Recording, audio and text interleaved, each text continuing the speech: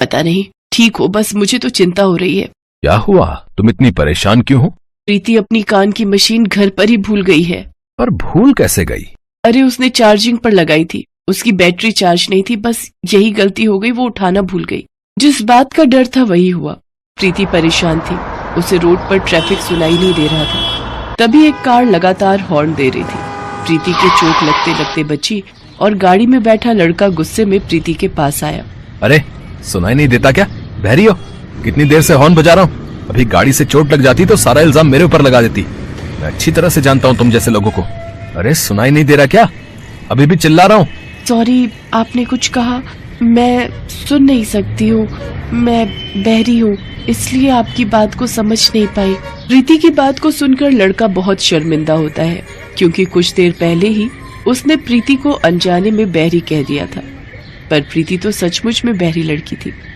प्रीति बचपन से ही कम सुनती थी और बड़े होते होते वो बिल्कुल बहरी हो गई, इसलिए वो कान की मशीन का इस्तेमाल करती थी। प्रीति अपनी मम्मी का मैसेज पढ़ लेती है और उन्हें फोन मिलाती है और अपने ठीक होने के बारे में बताती है। लड़का इशारे से प्रीति को सॉरी कहता है और सामने रेस्टोरेंट में एक कप कॉफी के लिए कहता है। प्रीति को अपनी लाइफ में अपने माता पिता के बाद अनिल नाम का वो ऐसा लड़का मिला था जो उसके बहरेपन का मजाक न उड़ाकर बल्कि प्रीति की रिस्पेक्ट करता था।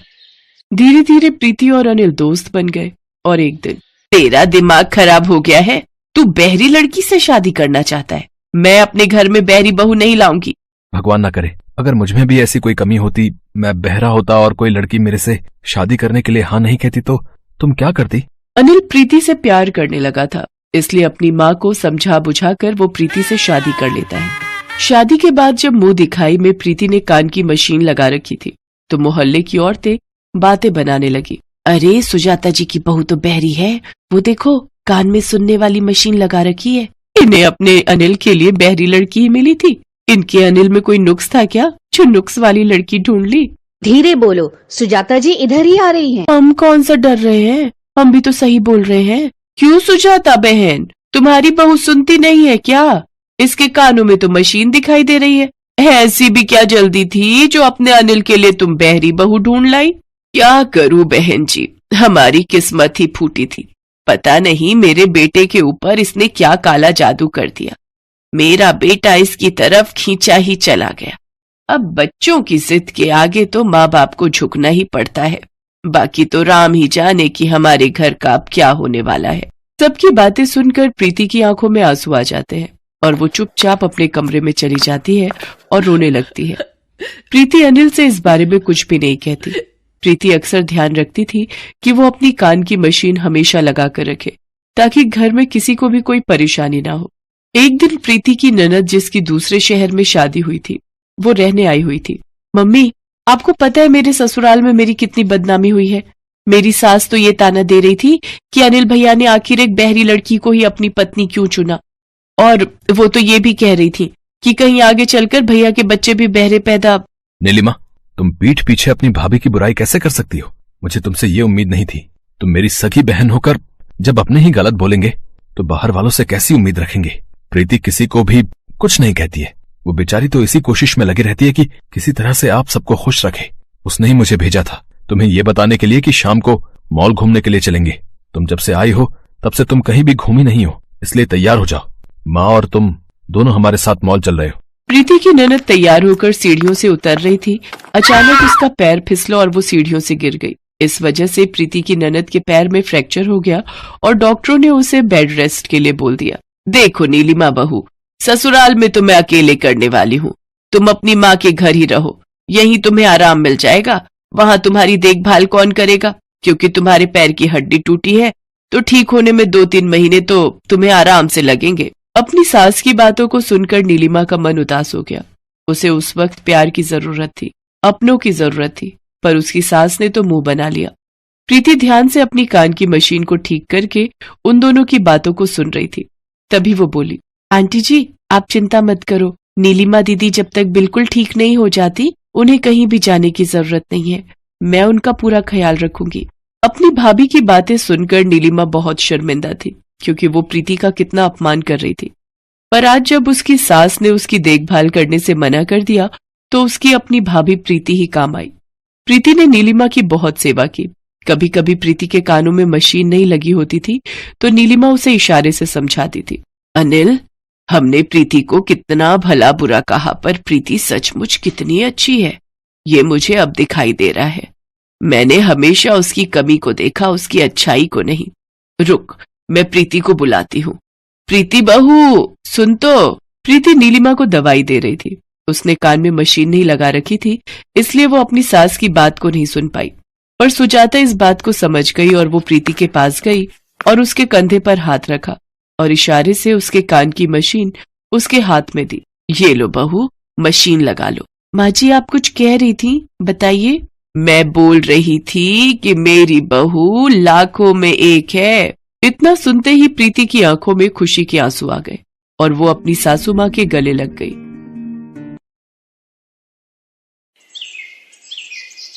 जानकी बहुत सीधी सादी औरत है।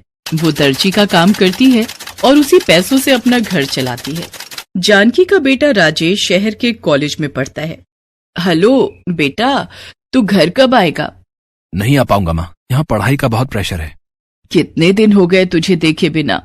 बाद में देख लेना माँ, अभी मैं फोन रख रहा हूँ। राजेश फोन रख देता है। जानकी अकेली बैठकर रोती रहती है। उसे राजेश की बड़ी याद आती है, लेकिन उधर राजेश सब कुछ भूलकर मजे से कॉलेज बिता रहा है। उसका ध्यान पढ़ाई पर नहीं है। वो कॉलेज में अंकिता नाम की लड़की के चक्कर में पड़ा है। अंकिता, मैं तुमसे बहुत प्यार करता हूँ। मैं तुम्हारे लिए कुछ भी कर सकता हूँ। चल झूठा। मैं झूठ नहीं बोल रहा हूँ, मेरा प्यार सच्चा है। तो फिर आज मुझे मूवी दिखाने ले चलो। अंकिता की बात राजेश टाल नहीं सकता, लेकिन राजेश ने देखा कि उसके पास ज्यादा पैसे नहीं है। अब क्या करूँ? माँ को कॉल करता हूँ। राजेश ने जानकी को कॉल किया। जानकी खुश हो गई। क्या बात है बेटा, बड़े दिनों बाद माँ की याद आई है। माँ, वो किताबें खरीदनी थी, 2000 रुपए भेजो ना।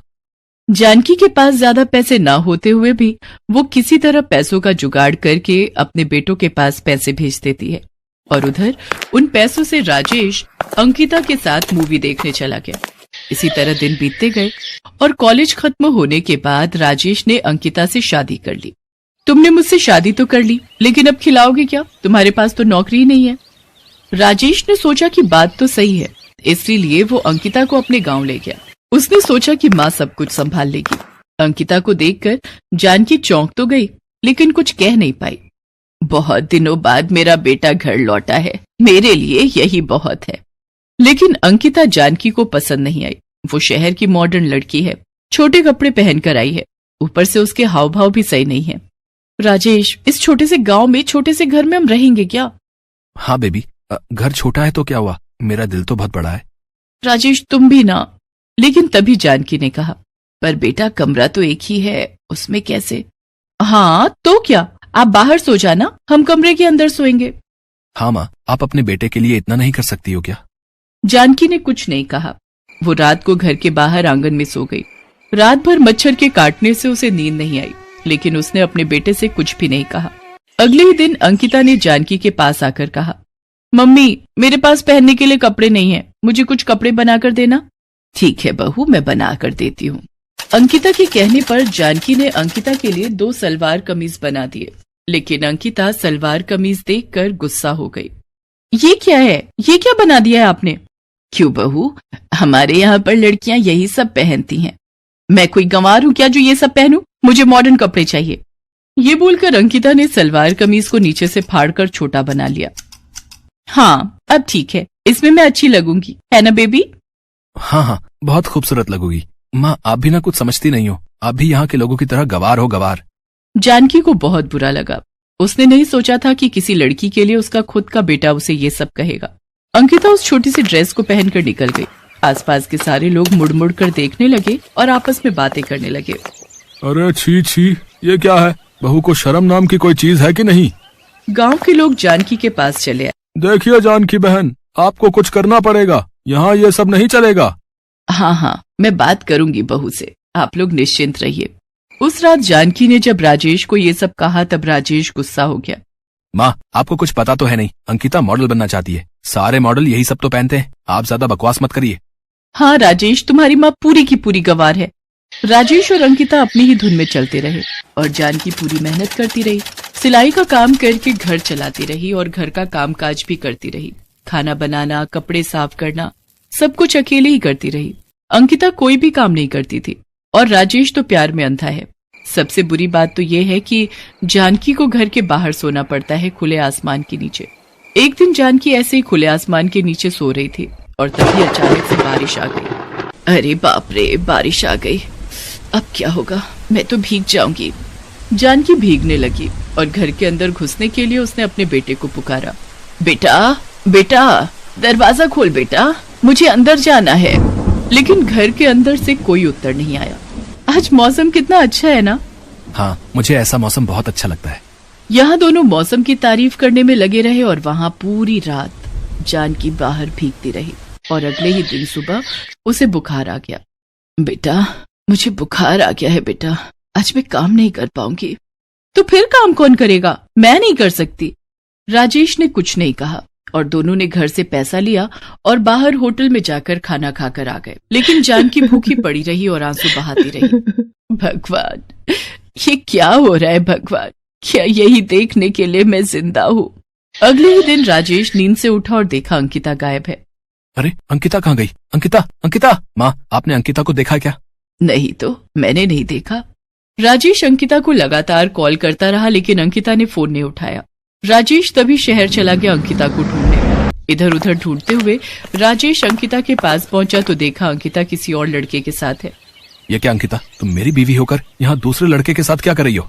ये सुनकर अंकिता हंस पड़ी।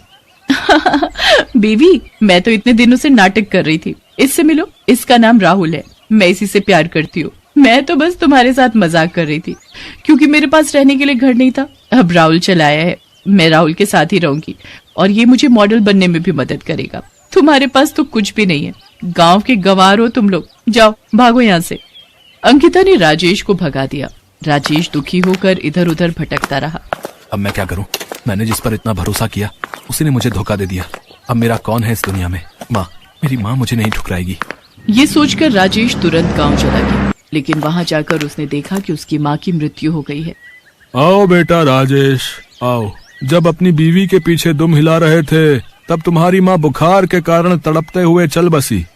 राजेश अपनी माँ को पकड़कर रो पड़ा। माँ, मुझसे गलती हो गई है माँ, लौटाओ लौटाओ माँ।